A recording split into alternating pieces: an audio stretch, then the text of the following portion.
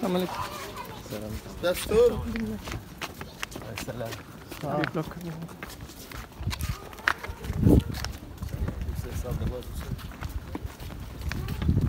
Biz çok beğenmiştik geçen gün. Bayağı vakit geçirdik. Çatışmaya çıktık. Şehir yeri değil mi burası? Evet, makam. Hepsi makam sultanım. Seyitlerin burada meşahir makamları var.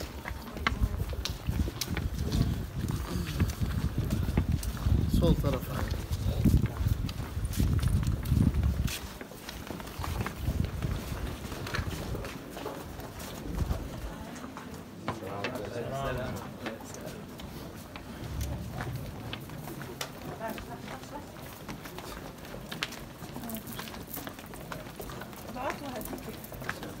كيفكم؟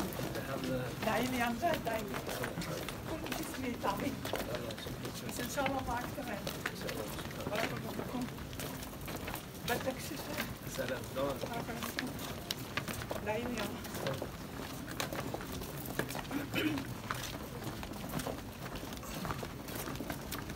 500 tane tarihi yatıyor sultanımızda. Hepsi çok geçmiş, hepsi evliya adammış. Yani ben sana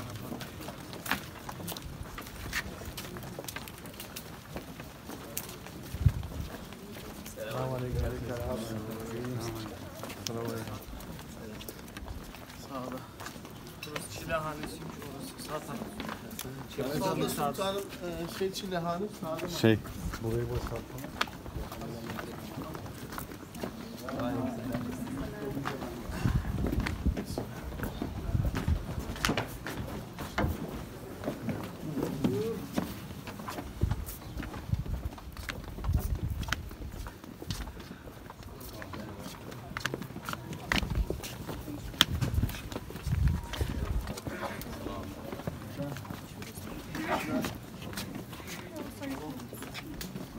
Allah. Selam. Kıble velet değil mi? Bu taraf kıble sultan. Ha, bu tarafta. Oturacaksın. Buyurun. Buraya şey yapayım. Şöyle, burada sultanım. Van Fatiha.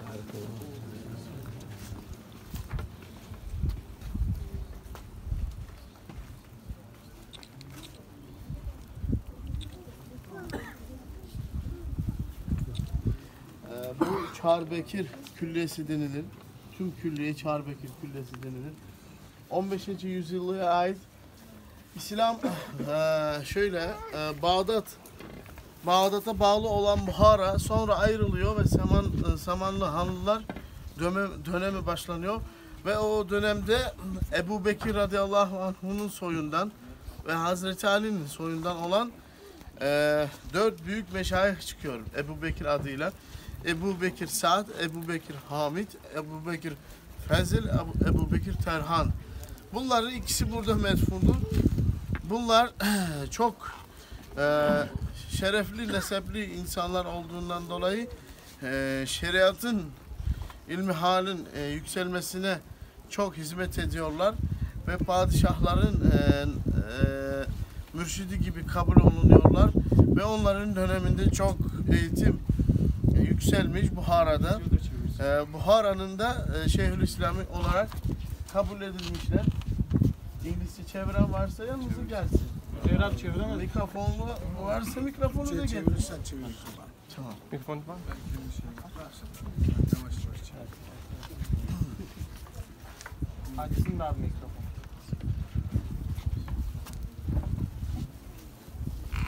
I will explain the short. AUX mode. İngilizce konuşanlar da kaldı. Kendi burada Ben de varım, siz de varsınız. Tamam. Genelde. Çarbekir Külliyesi 4 büyük meşayih metfun bulunan bir külliye. Şöyle İkisi burada metfundur. durmuş, bekle, ben biraz konuşayım, ondan sonra Tamam. ses karışmasın. Tamam. Eyvallah. Bunlar hem Ebu Bekir hem Hazreti Ali'nin soyundan olan mübarekler. Yok, ben sesi... Gel sana. Ben sesle yapmayacağım. Ha, sen de varsın. Hadi. Öyle böyle yapacağım. Tekrar Ne bir- dedin? Tekrarlayın şimdi. Tamam. Çağır Bekir demek 4 Bekir anlamında gelir. Charles Bekir means 4 Bekirs. Yani Ebu Bekir soyundan ve Hazreti Ali soyundan olan 4 büyük meşayihinin meşayih için yaptırılmış külliye. These 4 Bekirs come from Sayyidina Abu Bakr and Sayyidina Ali. Karamallahu wajhah. This complex has been made for these 4 Bekirs. In Bukhara were 4 great Sayyid Awliya Sheikh Abu Bakr Sa'd, Abu Bakr Hamid, Abu Bakr Fadl, Abu Bakr Tarkhan. They were from Abu Bakr and Hazreti Ali line. Bunların döneminde, yaşadığı dönemde şeriata çok hizmetler olmuş. Eğitim, kültürel, İslam kültüreli çok burada yüceleşmiş. Onların yardımı dolayısıyla onlar dördüncü Şeyhülislam makamındaydı. In their time, they've made a great service to the spreading of Islam, to the spreading of knowledge, and to the spreading of light. All 4 have been at the maqam of, Şeyhülislam. at the maqam of Shaykhul Islam. Onlar yaşadığı dönem 9. yüzyıla aittir. Onlar vefatından sonra onların soyu bu yollarını devam ediyorlar ama onların böyle devletler, padişahlıklar değiştiği dönemde böyle değeri kalmıyor. Yani Samanlı Hanlılar döneminde bunların ayrıca değeri vardı. They have lived in the 9th century, but due to the changing of many empires and many governors, they lost their value. But then back in the Samani Empire, they reclaimed their place, their value. 16. yüzyıla geldiğinde devlet iktidarına Şeybanlı Hanlılar geliyor. O dönemde bunların soyundan gelen şeyhler çok değer kazanıyorlar. In the 16th century, the Shayban Empire comes to power, and they gain a lot of respect from this empire. O dönemde yaşayan büyüklerden bu Hacı Muhammed İslam Cöybari Hazretleri'dir.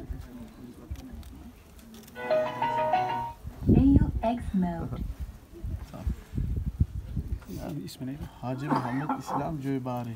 Haj Muhammad Islam Jobari was the Mashayikh at that time, the descended from this awliya.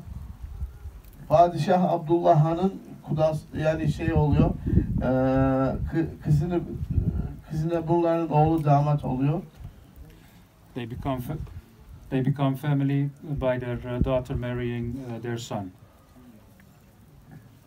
Ve Hacı Muhammed İslam Cöybari Hazretleri Bahaüddin Nakşibend Hazretleri'nin tarikatını devam eden şeyhlerden birisiydi. Nakşibendi şeyhlerindendi. Haj Muhammad Islam Jobari was one of the Mashayikh of the line of Shah Naqshband Qaddasallahu sirrahu.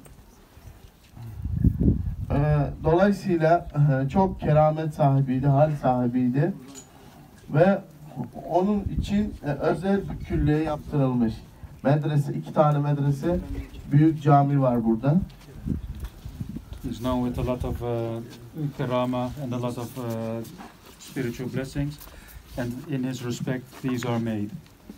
2 masjids and the dergah in this complex. Burada Hacı Muhammed İslam Cöybari ve Ebu Bekir Sa'd'le Ebu Bekir Fazıl medfundur.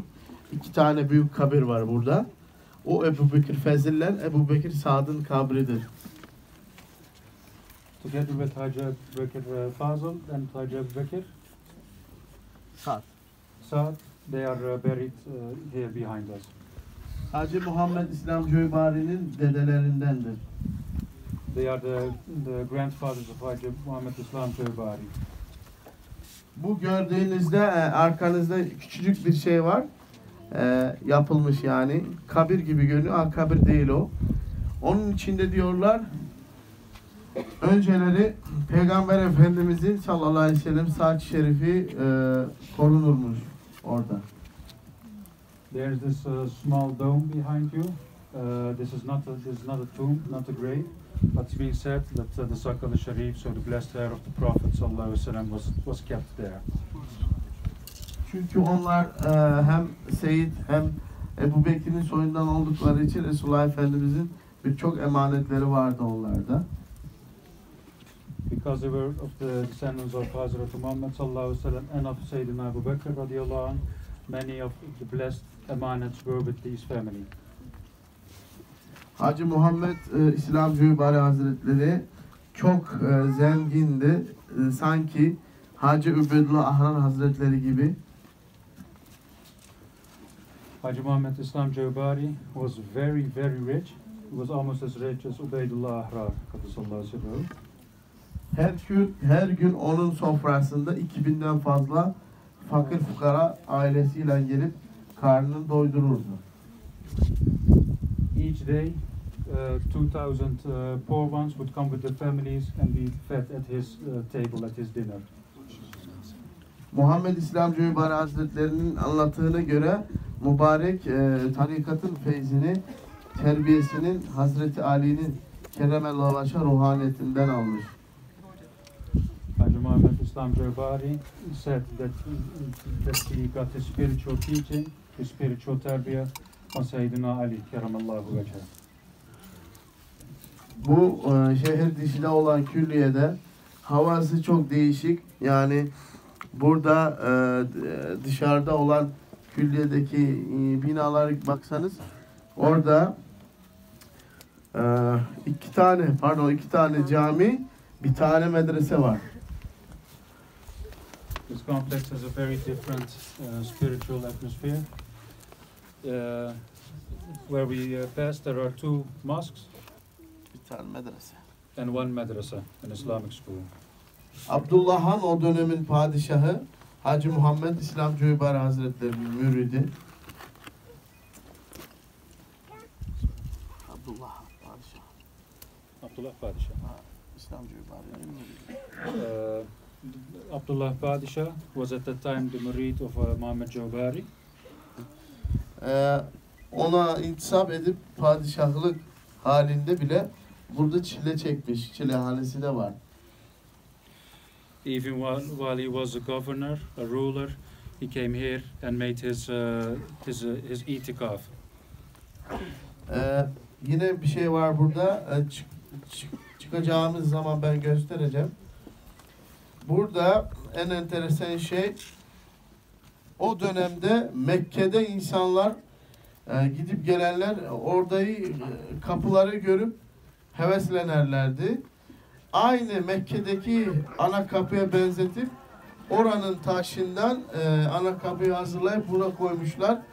İnsanların kalbi Mekke şehrine bağlı olsun diye. I will show it at the way out. At that time there was a peculiar interest of the people of this region. The ones that went to Mecca and came back would collect stones and wood from the buildings and the doors there, so that it would look exactly like the buildings and doors in the Mecca Mukarrama, and so that they would stay connected spiritually to Mecca. O kapının şeyinden bir parça kalmış sadece. Onu göstereceğim. O olduğu yeri hatta keşif ehilleri diyorlar ki, keramet keşif ehilleri buyuruyorlar ki cennetin 8. kapısı buradan görünüyor diyorlar. There is one small piece of wood left of this door. The ones of true knowledge of Keshif, so the ones that truly see, say that this part of the door, when you look at it, you see the 8th door of Jannah. Neden böyle diyorlar? Çünkü burada metfun olanlar hepsi alimlerdir, meşayihtir ve Resulullah Efendimiz sallallahu aleyhi ve sellemin soyundan gelen seyitlerdir ve hafızlardır ayrıca. Why do they say this? Because the ones that are buried here are ulama, awliya, mashayikh, and descendants of the Holy Prophet sallallahu aleyhi ve sellem. Burada yine Abdullah Han, o dönemin padişahı, cami yaptırırken demiş ki camiyi öyle yapın ki Al-Aksa camisine tıpkı benzesin. Eğer benzemezse kafanızı keserim diye çok sert şart koymuş. The ruler at that time, Abdullah Pasha, said he wanted to make a mosque that looked exactly at the Al-Aqsa Mosque, and he warned the ones building, if it doesn't look exactly the same, I will cut off your heads. Buranın ustaları, mimarları hiçbir zaman Al-Aksa'ya gitmemişler. Mekke'ye gitmemişler, Medine'ye gitmemişler. Korkudan ağlayıp dua etmişler. Rüyalarında Al-Aksa Camisi'nin içki görüntüsü rüyasında görmüş bunlar. Because of this warning, all the architects and the ones that were going to build this mosque started to cry and made dua. The same night, not one of them went to Al-Aqsa. They've never been outside of this region. So because they made this dua, they saw Al-Aqsa from the inside and the outside in their dream that night. Yani camiye girseniz iç görüntüsü Al-Aqsa'ya aynı benziyor diyorlar. When you enter the inside of this mosque, the ones who know say that it's exactly the same of Al-Aqsa.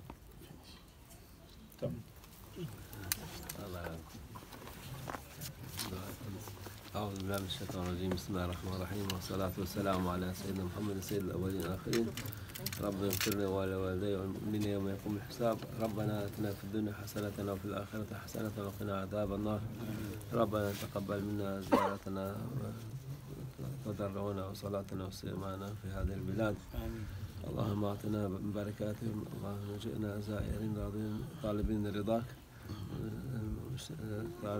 ورضا من أحببتهم يا الله بجاه نبيك صلى الله عليه وسلم بجاه الصالحين والأولياء والملوك الصالحين والعباد الله المتقين جعلنا من الذين لا خوف عليهم ولا هم يحزنون اللهم شبهنا بهم اللهم اجمعنا بهم اللهم اعطنا وسؤلنا اللهم استوصي خيرا جميعا من استوصانا بدعاء الخير اللهم يسر امورنا فرج قلوبنا واقض ديننا واصلح احوالنا حكاما انفسنا يا الله يا فاتح الابواب يا شافي يا معافي اشف مرضانا ومرضى المسلمين واعطنا عمر طويل حتى نلقى سيدنا محمد المهدي عن قريب الزمان نصر الاسلام والمسلمين اللهم أرجع عز الإسلام كما كان في زمان هؤلاء الرجال رجالك يا الله اللهم نسألك من خير ما سألك منه سيدنا ونبينا محمد صلى الله عليه وسلم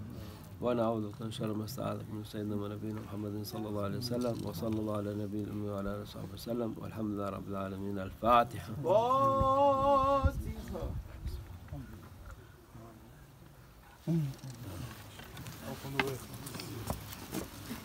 Orada isterseniz verebilirsiniz size. Hanımlar burada, erkekler buradadır. Hiç böyle karma karışıklığı da vermem. Ayrı dışarıda. Hepsi büyük Kasım erkek. Bunlar kınla bağcı. Kınla bağcı. Evet.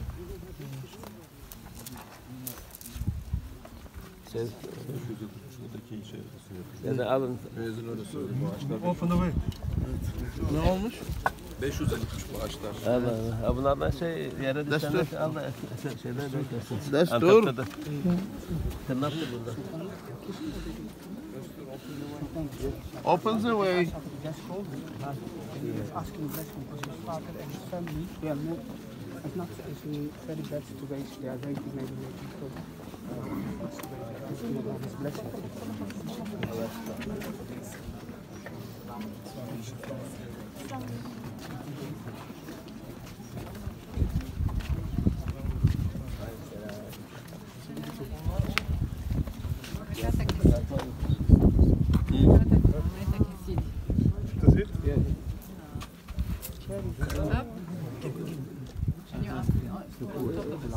Sındırmıyor. Prosto. Şey vur, dalına vur. صباح الخير.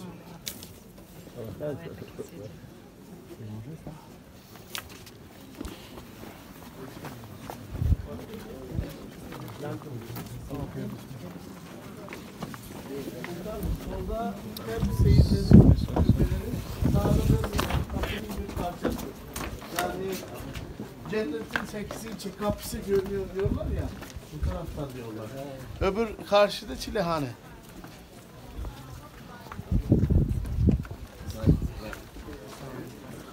Çilehanede namaz kılabilirsiniz. Selamun aleyküm. Aleykümselam. Sultanım, iyisiniz inşallah. Hani bunları siz lütfettiniz, kıtalarını okudunuz. Müslümanlık adlarını istiyorlar. Bir heresine bir isim kıtalarını bahsedersin. What's your name? Marjan. Buldu. Sabine. Süleyman. Süleyman Belgeis. Süleyman. Onu biteriz ben. Tamam sultanım.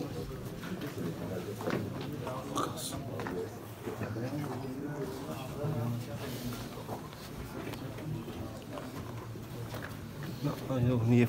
Finish.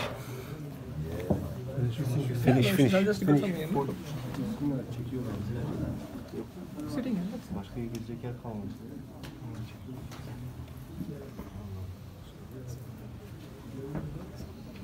Onu full. No.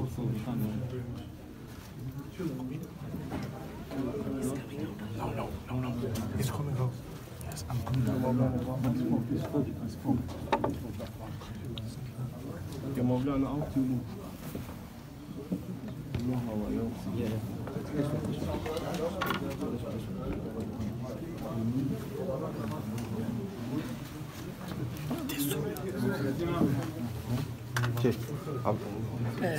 Destur. بسم الله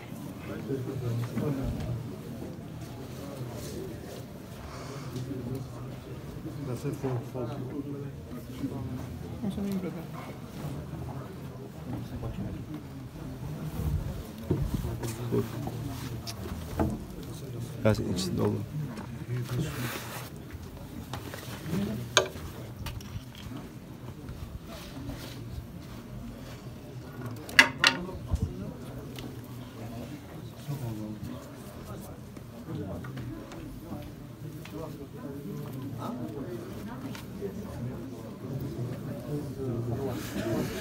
Asaya.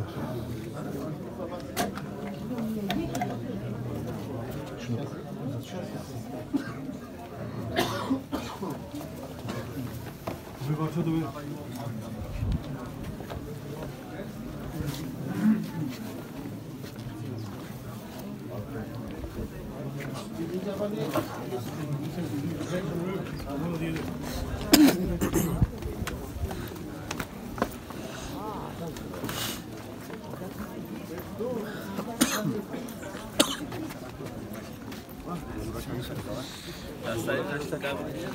Çok var.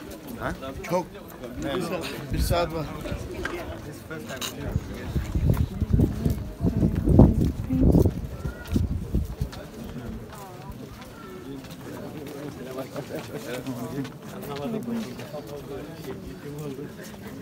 Adrak konusu. Saçma sapan şeyler için kurslar söylemek evet. Bizim Beylerbeyi'nde de eskiden Mustafa amca vardı bizim süreden önce onu çok kuvvetli zikir yapardı. Geceleri öyle söyleri ara şey yaptı. Öğretirdi yani. Fatih. Cenab-ı Hakk'a yöneliyor ya, kalbe yöneliyor ya. Kuratlarda oluyor. Celiyatlarda oluyor. Ahmet Kulu. İnşallah. Allah razı olsun. Kadınlara gelmiyorsun. Yok erkekler. İcazda sözlükü sunan bir kale, bir ailesi. Az önce bu efendim arkadaşım Ahmet ya. Evet. Ona da İngilizce söyleyebiliriz. Belki arkadaşlara söyler o da. Open course for the other. open, okay? Yeah. Okay. He will teach every week 2 times. Every week 2 times? Yes, 2 times. Ne kadar yarım saat mi? Bu şeye göre. Bu tarafa geçin. Head on the water.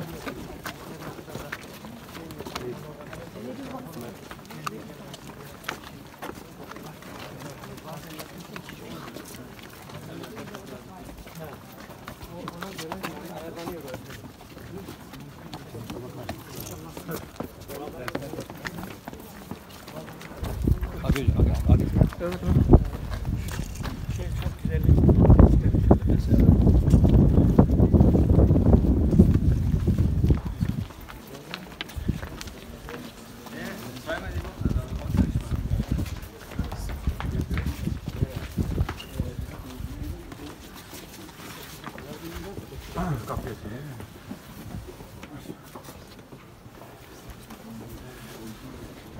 Şimdi restore edildi sultanım ama diyorlar ki El Aksa'ya benzetilen için bu kısmıydı caminin diyorlar.